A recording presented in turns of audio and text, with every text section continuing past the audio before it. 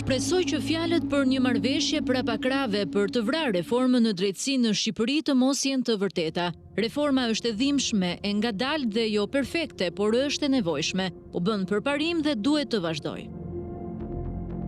Kjo deklarate e krye diplomatës amerikane në Tiranë Yuri Kim tronditi jo pak opinionin publik. Politikanët të gjitha kampeve politike u distancuan menjëherë nga kjo deklaratë, ndërsa veç qytetarët besojnë në një marrëveshje të fshehtë politike kundër reformës në drejtësi. Ambasadori amerikane ka shumë drejt, se këto janë politikanë mashtruesa, legenat poshtër. Ambasadori amerikane deklaroi se politikanët po bllokojnë reformën. Mendoni edhe ju kështu? Po, ashtu mendoj edhe unë, ka shumë të drejtë. Natyrisht që politika, po gjërat duhet ndryshojnë, duhet të ecim me hapjen e kohës, shumë gjëra duhet përmirësuar. Por cilës palë politike intereson që të mos zbatohet reforma në drejtësi, ka nga ata qytetarë që gishtin e drejtojnë tek qeveria, por të tjerë besojnë se fajtorët janë në të dy kampet politike, qoftë në qeveri e qoftë në opozit. Të gjithë palët, nuk ju intereson, sepse janë të gjithë për të shku në burg. Me në krye Edi Ramën. Edi Rama i bon gjithë të poshërsina. Ose njëzit që janë të korruptuar, ata janë të interesuar për të bllokuar drejtësinë. Njërë të korruptuar ka në qeveri dhe në opozit, apo? Në dy krahat ka. Të dy palët mendoj. Të dy palët nuk janë aq të pastër sa... Jo, mos ka drejtësi, qeveria s'ka drejtësi, se opozita s'ka gjë në dorë opozita. Opozita, ku ka gjë në dorë opozita? Opozita është, çfarë thonë, edhe fajt që i bëj vetë prapë janë në opozitës ato. As qeveris, as opozitës. Jo, e dashur. Këtu ka loj armiqësore. Ata që nuk i duan as shqiptarët, as opozitën dhe as pozitën. Humbjen e besimit ndaj drejtësisë së re, qytetarët e kanë shpalosur edhe në sondazhin e fundit të Institutit për Demokraci dhe Ndërmjetësim, teksa 85% e qytetarëve mendojnë se korrupsioni në nivelet e larta është shumë i përhapur, shqetësuese është shifra e qytetarëve që kanë humbur besimin tek reforma në drejtësi. Sipas sondazhit, afro 1 në 2 shqiptar besojnë se reforma nuk po kryhet me korrektësi. Mosbesimin më të madh ndaj reformës në drejtësi e kanë moshat deri në 30 vjeç, të arsimuarit e në fillim të karrierës, të cilët shprehen se reforma po bëhet sa për syefaqe, se ajo nuk ka ndikim të vërtet, se kjo reformë është proces selektiv ku po ndëshkohen disa për të shërbyer atyre që kanë mbështetje të fuqishme. Ndërsa drejtësia është një problematik shqetësuese edhe sot, 4 vite nga miratimi i reformës në drejtësi, qytetarët shqiptarë kanë ngritur alarmin për gjendjen ekonomike në të cilën ata ndodhen. Ekonomia dhe çdo gjë ka rënë në zero, njerëzit janë të stresuar, janë të mërzitur, nuk u duhet politika fare, s'u duhet fare politika përveç së punës dhe jetës. Ky popull është të ngordh për bukë, me lek borxh të shtyr ditët, nuk i vjen keq fare për popull. Cop ekonomia shqiptarëve. Shqiptarët sot s'kan mira me një fëmijë me bleni diçka, e të heq fëmijën për dorë se thu mos e shofi se i hat ose e kërkon. Ka që ekonomisht, kur s'kemi i bërë qefin kalamonit vogël. Aq. Pa një drejtësi funksionale, një ekonomi që lëngon pas dy fatkesive natyrore, tërmetit dhe situatës e krijuar nga Covid-19, vëmendja e qeverisë u fokusua tek shembja e teatrit.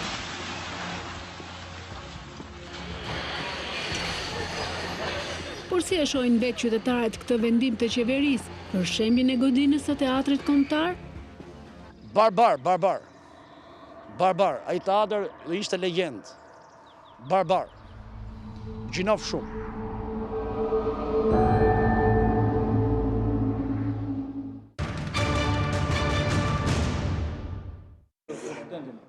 Jemi në Tempora, publiku e pat, ne bëm natyrisht edhe Vox Popin e Temporës, po edhe sondazhi më i fundit Institutit për Demokraci e dëshmoi qartësisht besimin i jashtëzakonisht të ulët të shqiptarëve në reformën drejtësi. Në mes të qershorit pritet dalë një tjetër sondazh nga Komiteti Shqiptar i Helsinkit, i cili edhe në më të hershmin vuri re një rënje totale të besimit. Zoti Dervishi, pyetja që ndron në faktin, imagjino të pyesun kur do të kemi gjykatë kushtetuese. është pyetje 1 milion euro, nuk po e bëjmë se në kohë. Është në kohë krize. E ka thënë Ursiu, mos u shqetësoj. Në fakt bëre një pyetje që më pëlqeu shumë, po dua të ta lë ty ato Ursiu, nuk do ta marr. Po, Boje publike, po. në mesazhin që nxori presidenti, i thuhet, i ofrohet që Marsida Xhaferllari do të futej në listën e KD-s për të në listën e KD-s, po. Kush do e garantonte këtë? Kush do e fuste të listë e KD-s? Do e futin ambasadorët apo kryeministri, se kjo është marrëveshje mes tyre, ambasadorët e kryeministrit. Është shkruar shumë qartë në atë mesazh, po unë do të them diçka tjetër që as kishte listë presidenti më fare. Jo, kam fjalën kush do të fuste në 3 emrat e parë Marsida Xhaferllari. Dervishi si vazhdojnë nga këto etutje? Procedura është vetëm kushtetutë në ligj. Kush do e fuste sipas paktit, jo si Dervishi si vazhdojnë nga këto etutje?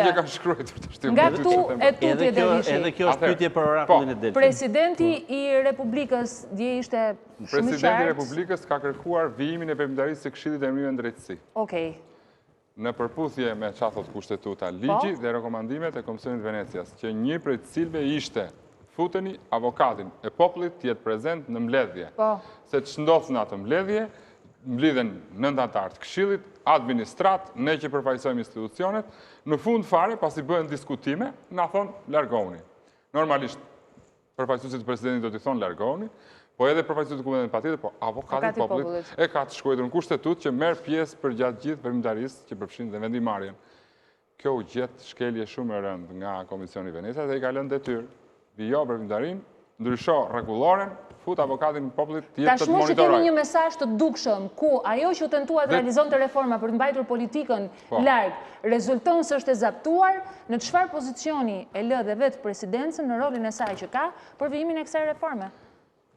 Ato kandidatura janë aktualisht në Këshillin e Emërimeve në Drejtësi, i cili po kryesohet nga një institucion, nga një person i cili do të kishte ikur me kohë prej atij. Dhe që është kallëzuar 3 herë te SPAK-u. Dhe nuk shoh në një veprimtari të SPAK-ut në lidhje me këtë. Po merri me fundin e gjës. A themi të vërtetë? A e kujtoni ju kur thamë që Këshilli i Emërimeve në Drejtësi është instrumenti i kapjes gjithë sistemit të drejtësisë? Në 2015-2016 opozita kur godiste draftet kushtetuese në Komisionin e Venecias, ngrinte një çështje që Këshilli i Emërimeve në Drejtësi ishte ndërtuar për të kapur sistemin. A e kujtohet që ishte me emra, pothuajse me emra të përveçëm? Madje kishin dhe rrogën të përcaktuar se kush do të ishte? Ajo që çoi në marrëveshjen e pashkruar në publik, që ata që do të punonin për reformën drejtësi nuk do të ishin më pjesë e institucioneve, sepse ishin projektuar për shkuar në Këshillin e Emërimeve në Drejtësi, personat përzgjedhur nga mazhoranca si ekspert lartë, dhe do të bënin punën pikërisht këtë që po bën Dvorani sot.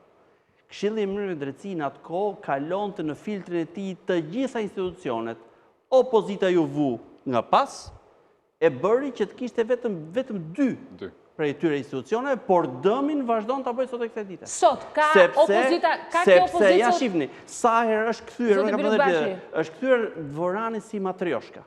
Hiqe, del prap Dvorani. Dakor, presidenti tha po mbaron dhe mandatin e dytë po. Del gjithmonë Dvorani, po çfarë shorti është? Nuk u hodh short. Pra, ne e kemi të dizenjuar, e ka opozita sot një plan se si shpëtohet kjo reformë në drejtësi? Po, unë them këtë, ne duhet i bëjmë një nend të posaçëm kushtetut në mënyrë që mos harrohet më. Që? Dvorani. Sepse është i dizenjuar si do të kapet procesi i emërimit të gjyqtarëve gjykatës kushtetuese. Ju e keni një platformë sot PD-ja, Partia Demokratike, se si shpëtohet kjo reformë drejtësi? Që të shpëtosh të reformë drejtësi është diçka, mund të jetë lapidare si përpjekje. Ne propozimet i bëm. Ne thamë, këto ligje janë antikushtetuese. U kaluan. I quam gjykatë kushtetuese. Nga ky moment. Çfarë ndodhi? Një sekond. Bashkë nga ky moment. E tha. Po pra nga ky moment, dëgjoj pak. Vendimet e gjykatës kushtetuese për pjesën më të madhe të ligjeve të reformës drejtësi që quhen si kërkesa të PD-s të rrëzuara, nuk janë të rrëzuara. Për shumicën ndërmuese të tyre nuk ka një vendim me 5 vota kundër nga gjykata kushtetuese. Madje është me 4 vota pro. Shumica votave është pro kërkesës së partisë. Që do të thotë nuk është vendim përfundimtar dhe çështjet e antikushtetueshmërisë janë të kthyeshme. Sa kohë gjykata kushtetuese nuk është shpreh me vendim përfundimtar si kërkon kushtetuta, janë ende të hapura. Çfarë propozuam neve? Kur ishte akoma koha, ishte kohë akoma, para 2 vjetë e kusur. Thamë, ti ndryshojmë, jemi që jemi, ndryshojmë ligjet sipas vendimit të gjykatës kushtetuese, edhe pse janë përfundimtare, dhe e zgjidhin problemin. Jo, thamë, do ecim përpara me reformën. Atëherë, me që ka kaluar edhe stacionin e fundit të reforma në drejtësi dhe duhet eci përpara, le të vazhdojë të eci përpara, siç u krijua në dokumentin e shoqërisë hapur për Shqipërinë, ju kujtohet, një nga pikat aty ishte të krijohet perceptimi në publik që duhet reformë drejtësie në mënyrë që ta kërkojë publiku.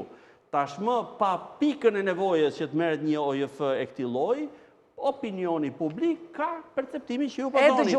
Unë dikur isha i vetëm bashkë me pak kolegë të tjerë, sot për fat kam shumë kolegë të tjerë.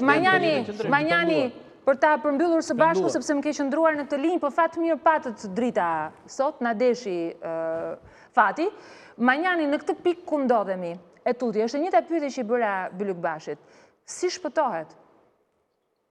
Padyshim që ka rrugë shpëtimi, nuk është pa shpresë, po mbi të gjitha kërkimi i rrugëve fillon pasi të bëhet një analizë e ftohtë çfarë është bërë gabim.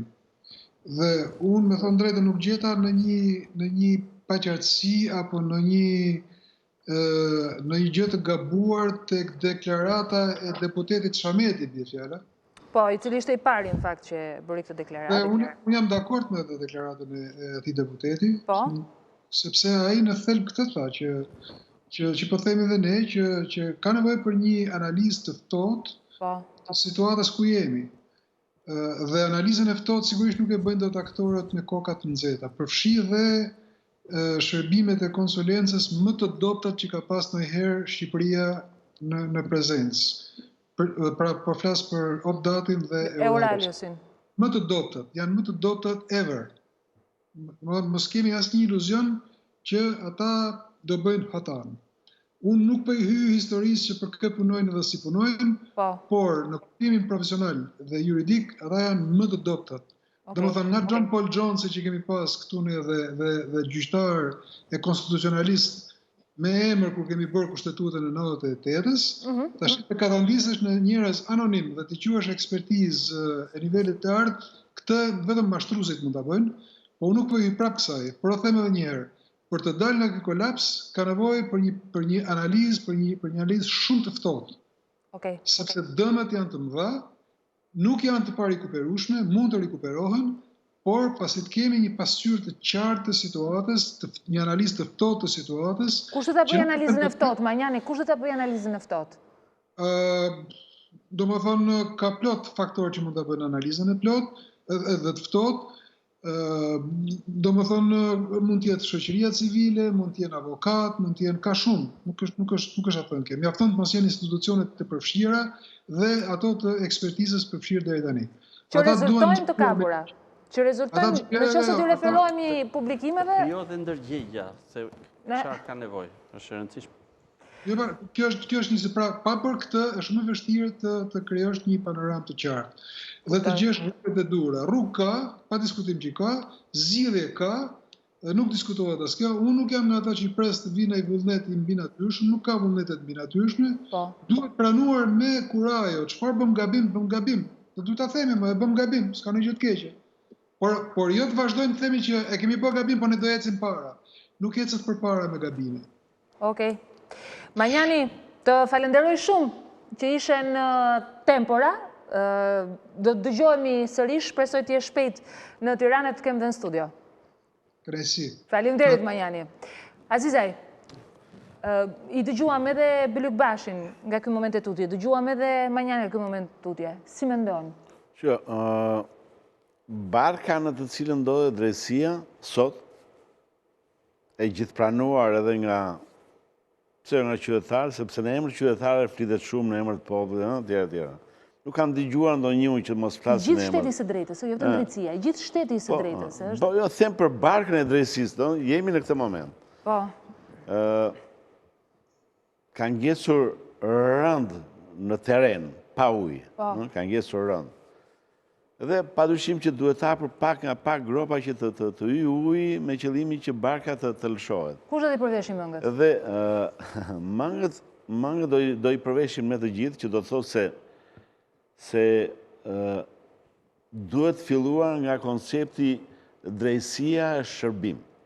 Sot ky koncept ka humbur. Pra, drejtësia e ka humbur sensin e parë, e të shërbyrit. Ndaj qytetarit. Është kthyer drejtësi e të shërbyrit vetëm ndaj politikës. Pra, përfundimisht, drejtësia duhet kthyer në këtë lloj vizion. Si kthehet? Kthehet nëpërmjet asaj që zoti Manjani tha.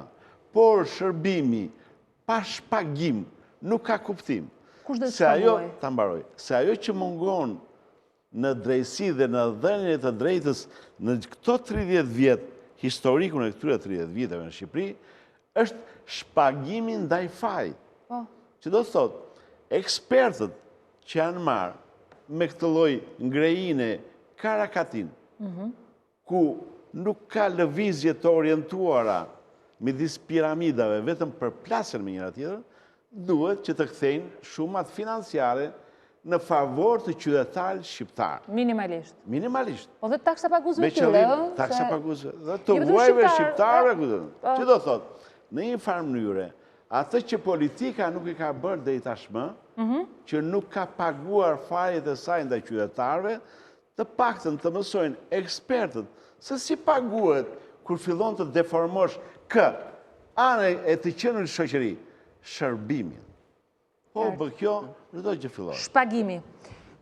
Ndërkohë, kam Abireka për ty këtë pyetje. Dje dëgjova me shumë kujdes, zotin Meta, ti duke qenë gazetar edhe ty mund të ta bëj këtë pyetje.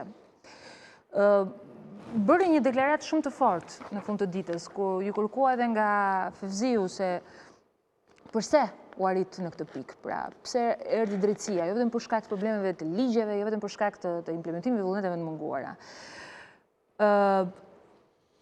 Sipas Presidentit të Republikës, Rama i shërben interesave të lobit serb për destabilizuar situatën në Shqipëri.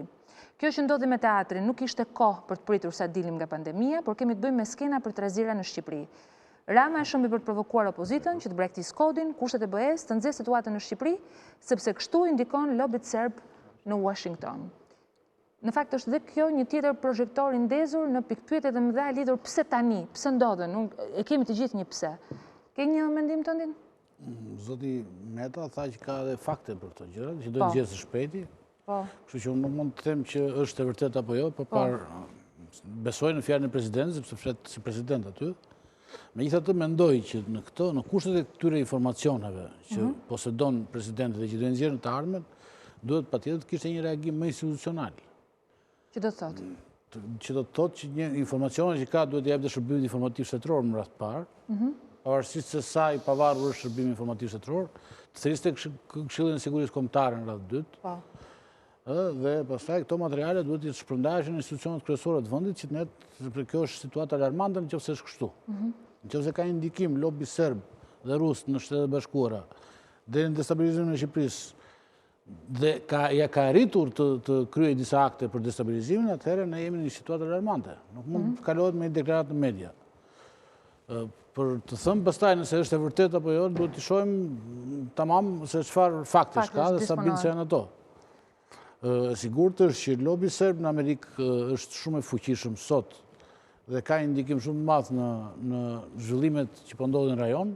Dhe le të themi atë që është, ka zhvillime dhe në Kosovë paralele me Shqipërinë, domethënë destabilizimi është i dukshëm në hapësirën pan-shqiptare. Në mediat e huaja është thënë që projekti për ndarjen e Kosovës është projekt që i sponsorizuar në Shtëpinë e Bardhë nga lobi serb në Amerikë. Në fakt, për këtë ndërhyrje, pak nga pikpamja institucionale, Dervishi, presidenti bëri këtë deklaratë të fortë, do duhet mblidhej Komiteti Këshilli i Sigurisë Kombëtare, do duhet informoheshin institucionet përgjegjëse. Po, deklarata e presidentit dje është nga atij niveli që as mua nuk më lejohet që ta trajtoj, apo të jap një mendim para prak mbi të, pasi është bërë ditën e djeshme. Hapat që presidenti do ndërmarrë, do të bëhen me dije shumë shpejt. Nuk është se është lënë jashtë vlerësimit veprimtaria e mëpasme kushtetuese në lidhje me atë rrezik që presidenti shfaqi dhe bëri publik në studion e Fevziut. Kështu që mos prit që të bëjmë një koment mbi deklaratën e presidentit. Do të presim fakte, sepse është e ngjashme me atë që shkaktonte deklarata e presidentit kur vendosi edhe për çështjen e shtyrjes së zgjedhjeve lokale, ku priteshin sulme pranë parlamentit e kështu me radhë. Po ato ishin të faktuara në mënyrë shkresore dhe u vënë në dispozicion. Prandaj them, kështu që duhet nga shërbimet organit të quajtur Komisionit Hetimor të Kuvendit, edhe rrezikun potencial që u shfaq, informacione që vinte nga shërbimi, informacione që vinte nga shërbimet tjera, partnerët, çdo gjë u çua Kuvendit të Shqipërisë. Kështu që nuk ishin deklarata të qershorit kaluar flas që u mbajtën vetiu që shoqëronin dekretin për shtyrjen e zgjedhjeve. Ajo që jemi të fokusuar është që duhet të fokusohemi në ato 15 kushte edhe një herë përsëri sepse bajnë brenda vetes. Sin qua non janë. Jo një vlerësim, unë nuk jam dakord shumë që çfarë për gabim tha Manjani, çfarë në lidhje me ligjet, jo, çfarë është për gabim në lidhje me veprimtarinë për gjatë implementimit të reformës së drejtësisë që kërkon një hetim e ka thënë presidenti, edhe ndërkombëtar ndoshta.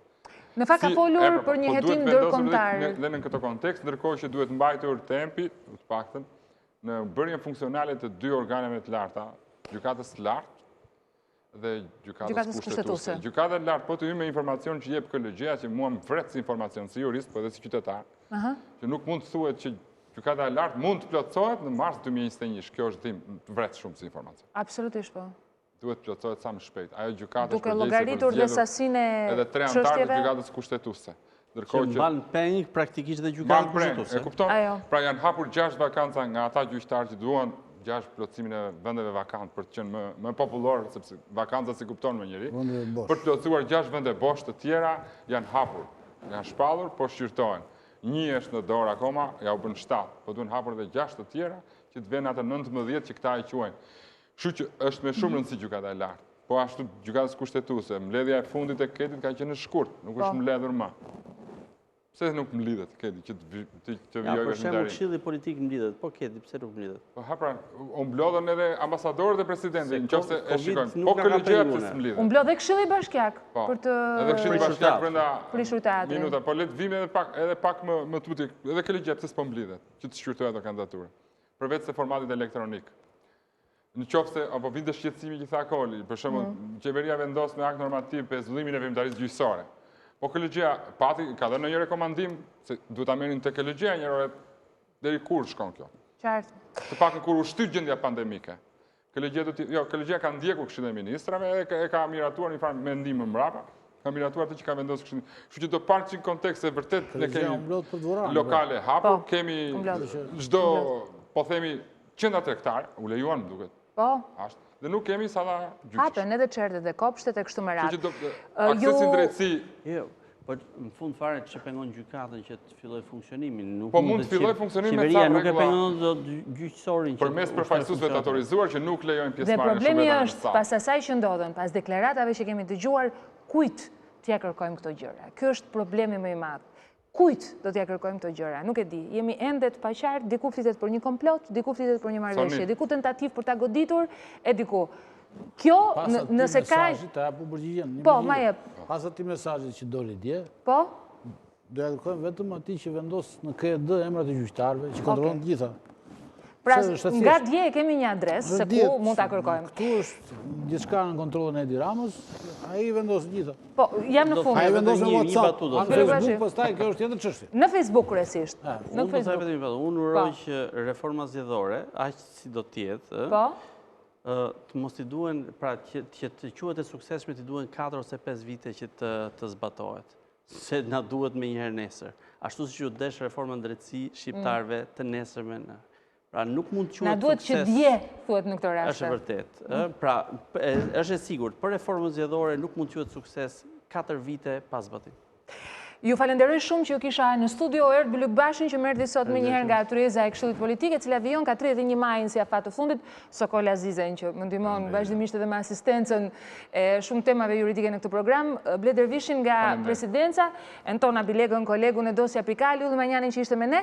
Ndërkohë, natyrisht ne kemi edhe këndvështrimin unik në llojin e tij për zhvillimet dhe për temat, si gjithmonë ekskluzivisht Genceko për temporat, ja si mendon ai ecurin e reformës në drejtësi. Dhe më njëherë shihemi më pas, do të vim këtë studio Robert Budina, po do të kemi dhe 2 lidhje me Skype shumë interesante që nuk duhet i humni.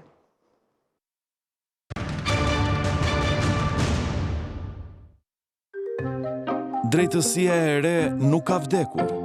Ajo rron në rrënojat e teatrit.